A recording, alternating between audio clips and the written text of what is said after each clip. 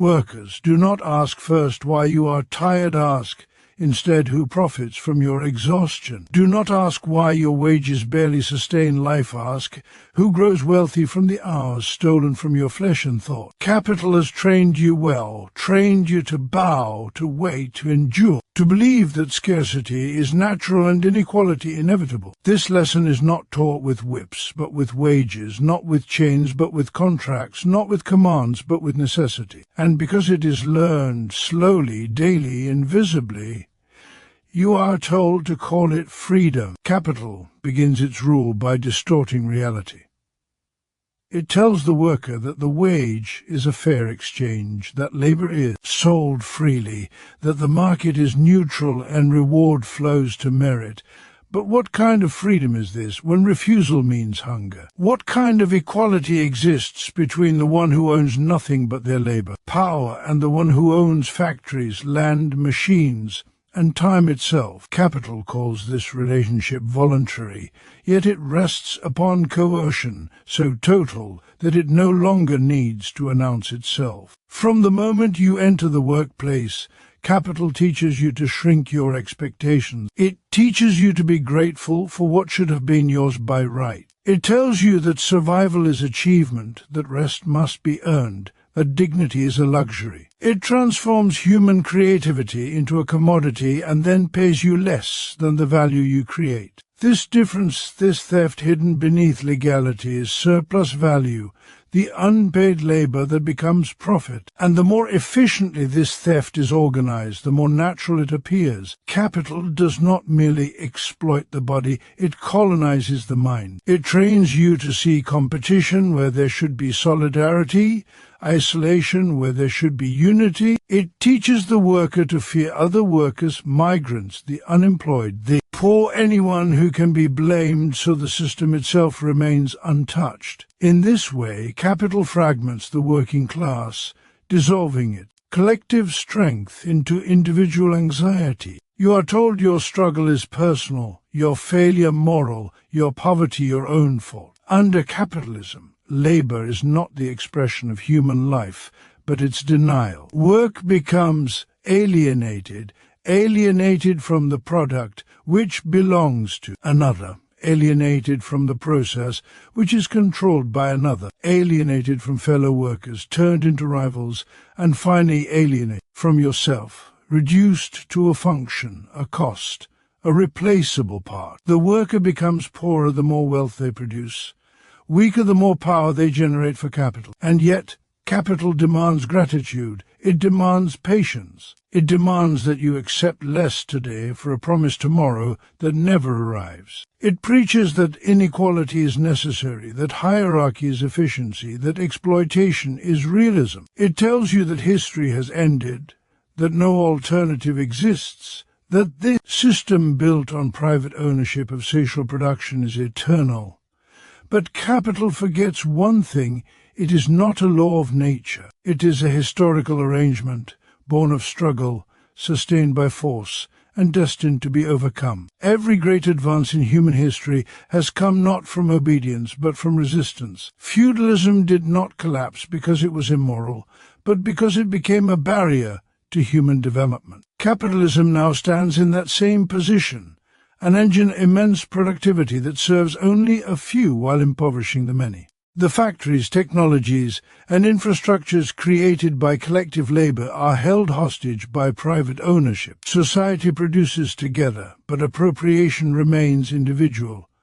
This contradiction is the heart of capitalist crisis. The ruling class maintains its dominance not only through economic power, but through ideology. Schools teach obedience, media glorifies wealth, culture celebrates consumption, and politics manages discontent without threatening property. The worker is told to vote but never to rule, to speak but never to decide, to dream but never to organize. Democracy is permitted only so long as it does not extend into the workplace, where dictatorship reigns under the name of management. But history moves through class struggle, and wherever workers recognize themselves as a class, not as isolated individuals, but as a collective force. Capital trembles. When workers organize, when they withdraw their labor, when they refuse to accept less than they deserve, the illusion of capital's power dissolves.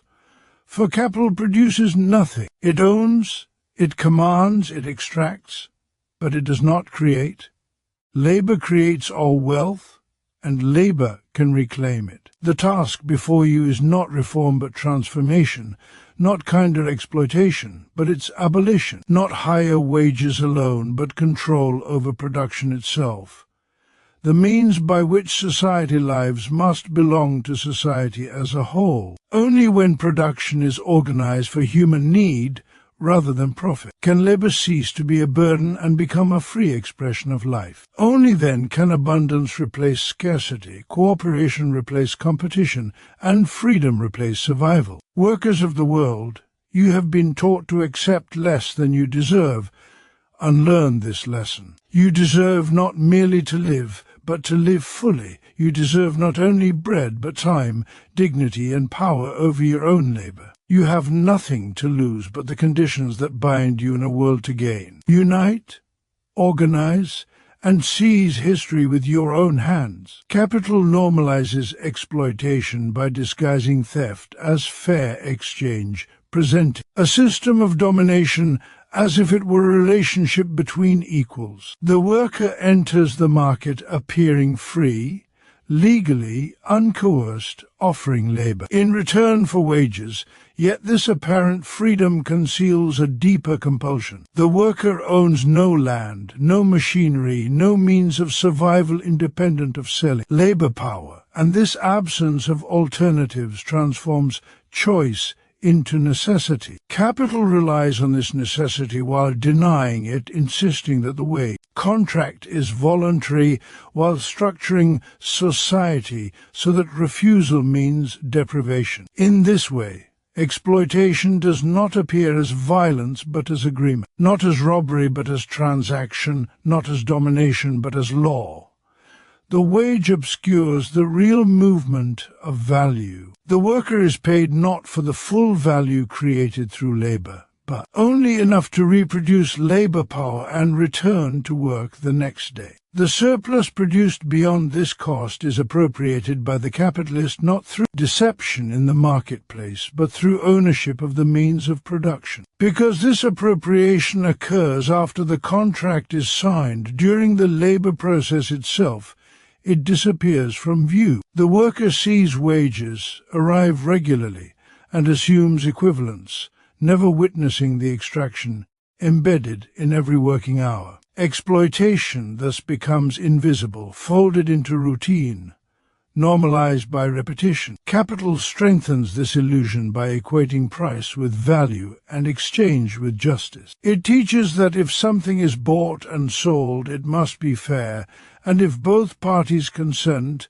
no harm has occurred. Yet this logic ignores power, history, and material conditions. The capitalist does not enter the exchange as a neutral participant, but as the inheritor of accumulated labor, often produced through conquest, dispossession, and coercion. The worker enters stripped of such accumulation, compelled to sell labor to survive. Equality exists only on paper, while inequality governs reality. The market erases this history and presents outcomes as natural, disguising structural theft as economic law. Exploitation is further normalized by separating production from its social consequences. The worker experiences labor as an individual struggle measured by hours, target, and wages, while the collective nature of value creation is concealed. Capital fragments the workforce into departments, contracts, and hierarchy, preventing workers from seeing their shared role in producing wealth. Each worker negotiates alone, competes alone, and bears the illusion of personal responsibility for outcomes determined by the system. This isolation prevents recognition of exploitation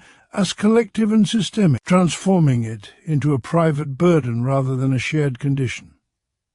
Ideology reinforces this process by moralizing inequality. Wealth is framed as reward for intelligence, effort, or risk, while poverty is framed as failure, laziness, or poor choices. The worker is encouraged to internalize exploitation, to blame themselves for exhaustion and insecurity rather than question why productivity rises while wages stagnate. Capital presents itself as rational and efficient, while resistance is labeled unrealistic, emotional, or dangerous. Through this inversion, the system that extracts value is praised, and those who create value are disciplined into acceptance. Even suffering is rationalized within this framework. Long hours are called dedication, precarity is called flexibility, and unemployment is called opportunity. Capital converts human limits into obstacles to be managed, pushing labor beyond physical and mental boundaries while framing endurance as virtue. Because exploitation is gradual and continuous, it rarely appears as a crisis, instead becoming the background condition of life. Workers are trained to adjust expectations downward, to accept insecurity as normal, to feel grateful for stability that never truly exists. The state and its institutions play a crucial role in sustaining this illusion. Laws protect private property more fiercely than human well-being, while contracts are enforced even when they encode inequality. Education systems train workers for obedience and specialization, not for critical understanding of social relations. Media celebrates entrepreneurial success while ignoring the collective labor beneath it. Through these mechanisms, exploitation is not only normalized, but defended as necessary for progress and order. Capital's greatest achievement is convincing the exploited to defend the system that exploits them. By disguising theft as fair exchange, it transforms resistance into ingratitude and solidarity into threat. The worker is told that without capital there would be no jobs, no innovation, no future, as if labor itself were incapable of organizing society. This dependence is ideological, not material, yet it shapes consciousness profoundly. As long as exploitation appears fair, it remains stable, reproducing itself through consent rather than force, through belief rather than chains, through everyday transactions that quietly transfer the fruits of collective labor into private hands while presenting the process as natural, inevitable, and just. Wage labor conditions workers to accept survival instead of dignity by narrowing the horizon of what appears possible, reasonable, and deserved. From the moment labor power becomes a commodity, human life is reorganized around necessity rather than fulfillment. The worker is not asked what kind of life should be lived, only how long they can endure. The central question becomes not how to develop one's capacities, but how to secure the means to continue existing within a system that constantly threatens withdrawal of those means. Survival is elevated into a virtue, while dignity is reframed as excess. Under wage labor, the workers' time is divided against themselves. The hours sold to capital are treated as external, belonging to another, while the remaining hours are spent recovering just enough strength to sell labor again. Life is reduced to a cycle of exhaustion and restoration, leaving little space for creative, social, or intellectual development. This arrangement trains workers to view rest as indulgence and aspiration as irresponsibility. When existence itself depends on wages, dignity becomes conditional, something that must be postponed until after rent, food, debt, and obligation are satisfied.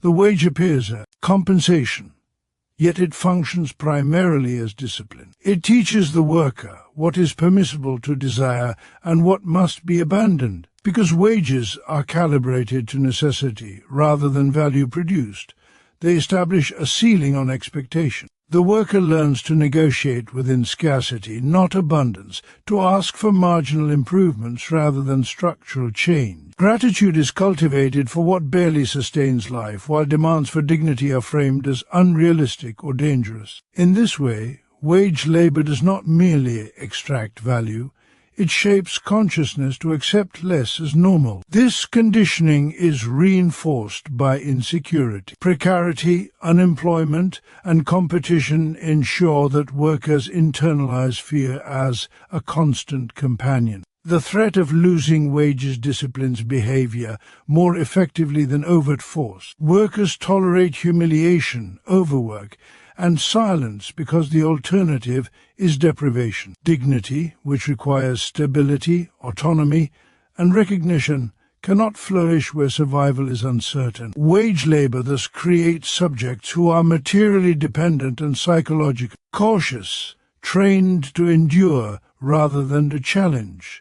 Capitalist ideology transforms this endurance into moral character. The worker who accepts hardship without complaint is praised as resilient, while the one who resists is labeled entitled or lazy. Structural exploitation is individualized, and systemic deprivation is reframed as personal struggle. Through this inversion, the worker is encouraged to find meaning in sacrifice itself, to treat suffering as proof of worth. Dignity, which should arise from social recognition of one's humanity, is replaced with self-worth measured by endurance under pressure. The workplace becomes a site where dignity is systematically eroded. Surveillance, metrics, and hierarchical control reduce the worker to performance indicators and outputs. Decision-making is centralized while obedience is rewarded.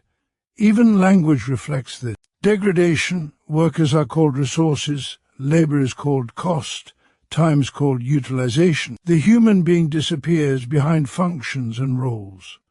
Over time, this normalization of subordination teaches workers to expect little respect and to interpret domination as professionalism. Wage labor also isolates workers from one another, undermining collective dignity. Competition for jobs, promotions, and security fragments solidarity, turning co-workers into rivals. This isolation prevents shared recognition of exploitation and blocks collective assertion of worth. Dignity, which is inherently social, requires mutual recognition and collective power. Wage labor replaces these with individual bargaining under unequal conditions, ensuring that workers face capital alone and weakened. Outside the workplace, this conditioning extends into everyday life. Housing, healthcare, education, and even leisure are mediated by wages, tying basic human needs to market success. The worker learns that dignity is something to be purchased,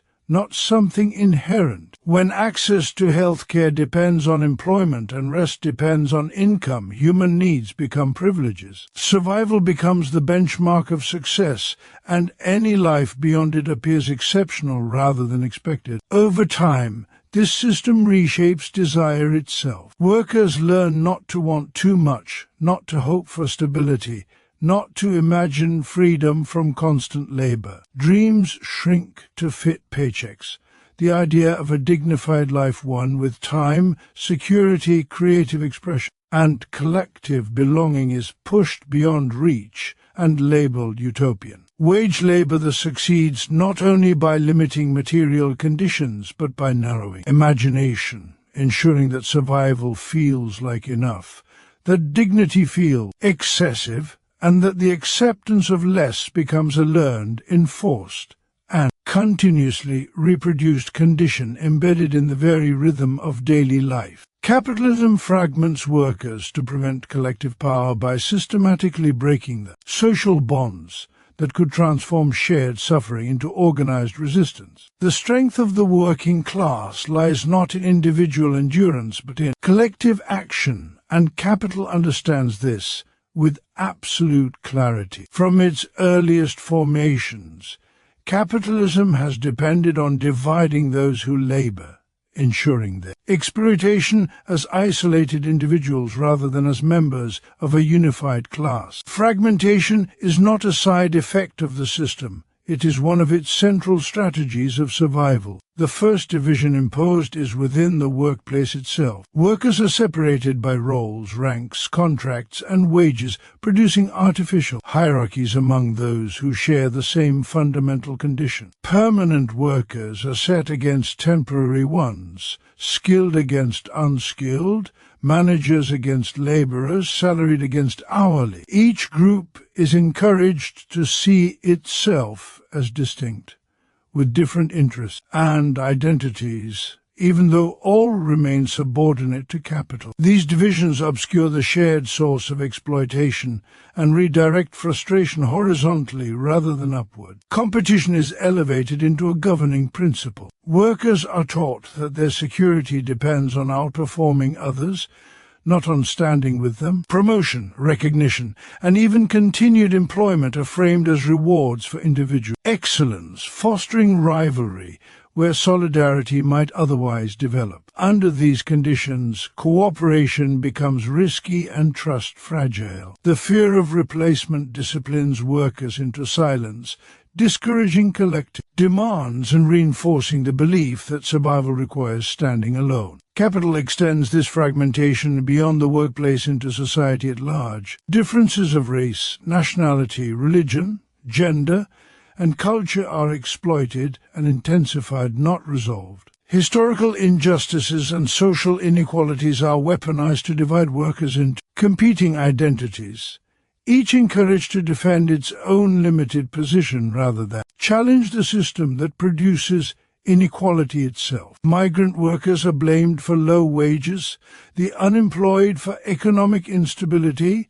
and marginalized groups for social decline, while capital remains invisible and unaccountable. This division is reinforced ideologically through narratives that individualize success and failure. Workers are told that effort determines outcome, that poverty reflects personal shortcomings, and that wealth is evidence of virtue. Such narratives sever the link between individual experience and collective structure. When workers internalize blame for their conditions, they are less likely to recognize exploitation as systemic and less likely to seek solidarity with others who share it. Precarity plays a central role in maintaining fragmentation. Insecure employment, short-term contracts, and informal labor create a constantly shifting workforce with little opportunity to build durable relationships or organization. Workers move from job to job, workplace to workplace, never remaining long enough to develop collective memory or coordinated resistance. This instability weakens unions, erodes bargaining power, and keeps workers focused on immediate survival rather than long-term transformation. Technology, rather than liberating workers, is often deployed to deepen isolation. Algorithmic management, remote labor platforms, and surveillance systems reduce direct interaction between workers, replacing human relationships with data points and performance metrics. Workers may labor simultaneously yet never meet, communicate, or organize. This isolation fragments experience and prevents the formation of shared consciousness, allowing capital to coordinate production globally while workers remain disconnected locally. The political sphere mirrors this fragmentation. Workers are invited to participate as voters or consumers, not as a class with collective interests. Electoral systems channel discontent into narrow choices that leave property relations untouched.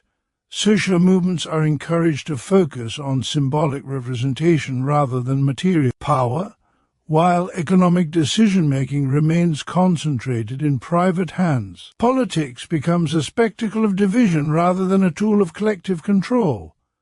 Even resistance is fragmented. Isolated protests, individualized acts of defiance, and short-lived mobilization are tolerated or absorbed because they lack sustained collective organization. Capital can afford to concede minor reforms when opposition remains divided, knowing that without unity, deeper transformation remains impossible. Fragmentation ensures that anger dissipates rather than accumulates, flaring briefly before being redirected or exhausted. Through these mechanisms, capitalism ensures that workers encounter one another, primarily as competitors, strangers, or threats rather than allies. Collective power requires recognition of shared conditions, shared interests, and shared capacity to act, all of which fragmentation works tirelessly to prevent. As long as workers remain divided by fear, identity, and competition, capital maintains its dominance not through constant repression,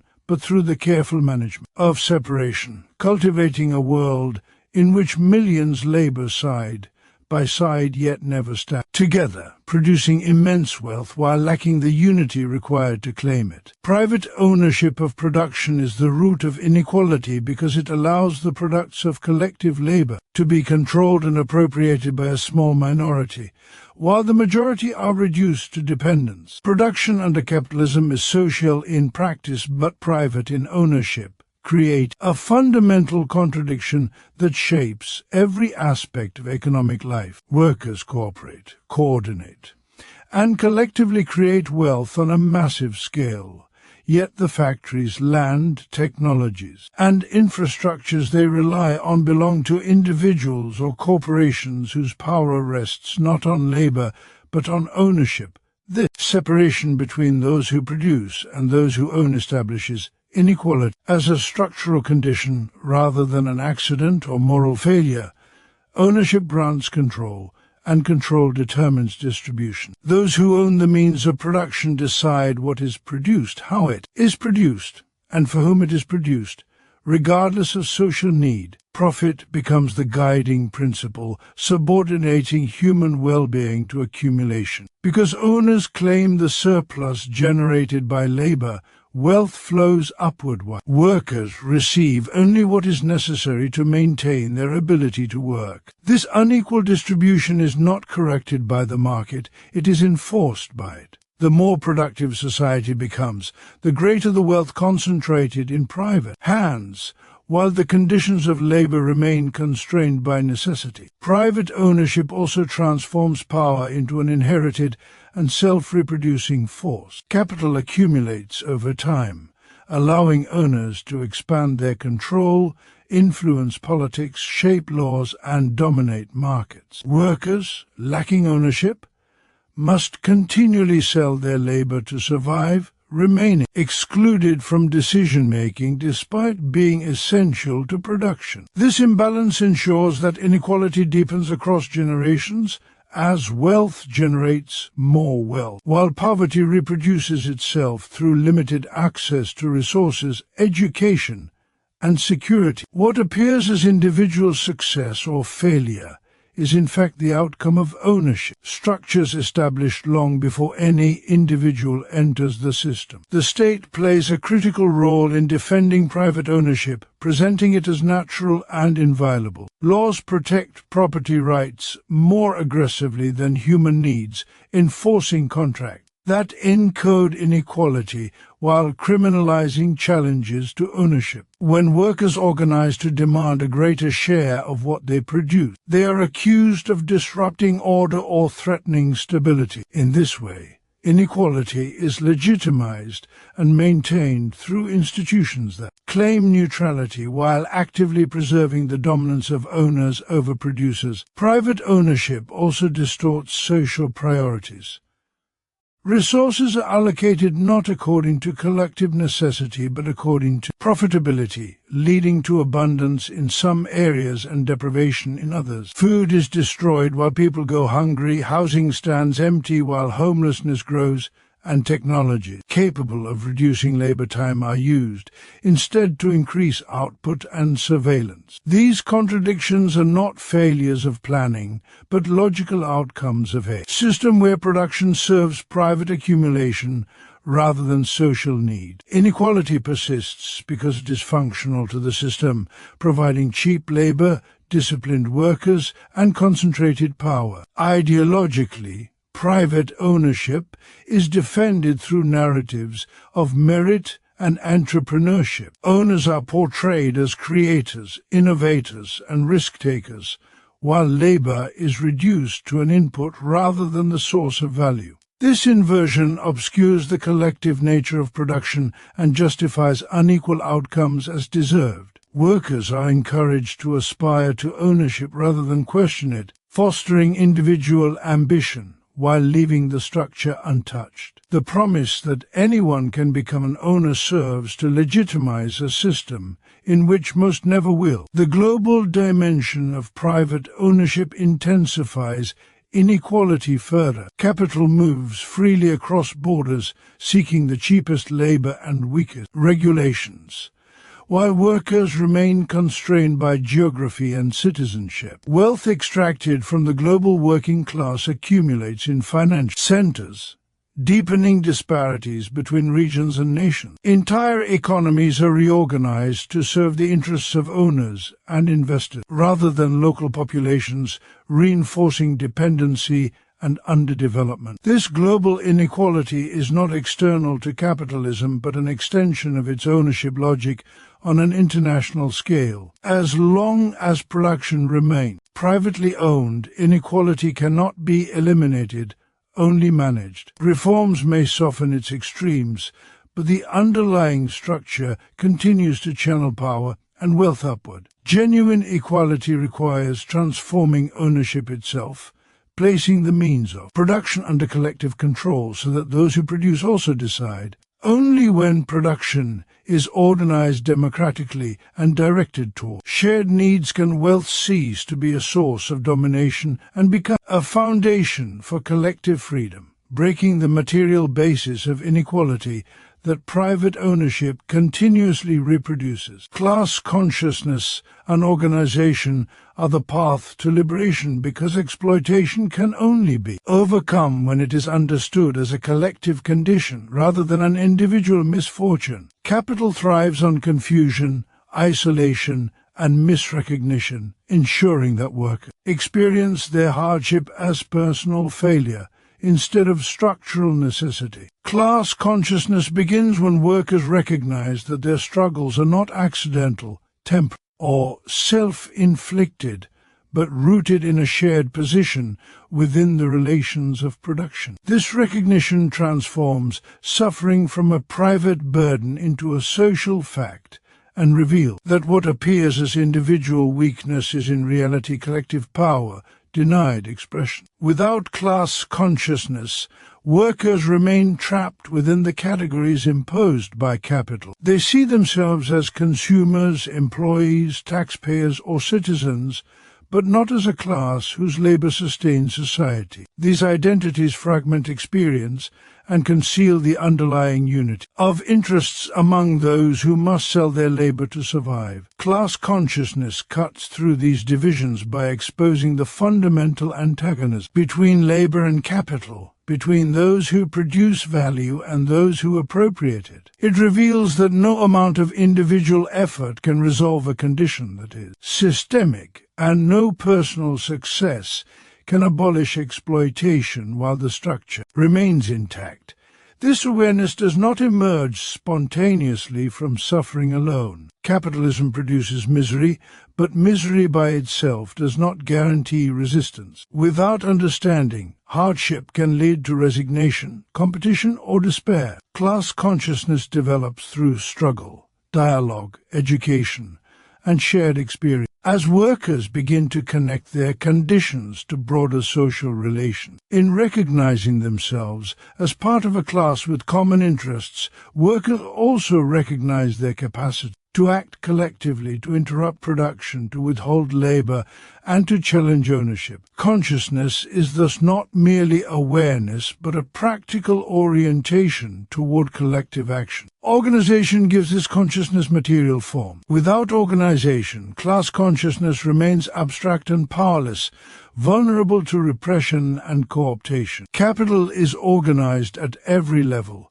coordinating production, finance, politics, and ideology across vast distances. Workers who confront such power as isolated individuals are easily disciplined, replaced, or ignored. Organization allows workers to overcome isolation, pool resources, share knowledge, and sustain struggle over time. It transforms scattered discontent into coordinated force. Through organization, workers develop collective discipline and strategic clarity. They learn to move beyond spontaneous protest toward sustained resistance, beyond reaction toward initiative. Organization creates spaces where workers can debate, decide, and act together, developing leadership from within rather than relying on external representation. It also preserves collective memory, ensuring that lessons learned through struggle are not lost but transmitted and expanded. In this way, organization becomes a school of liberation, training workers not only to resist exploitation,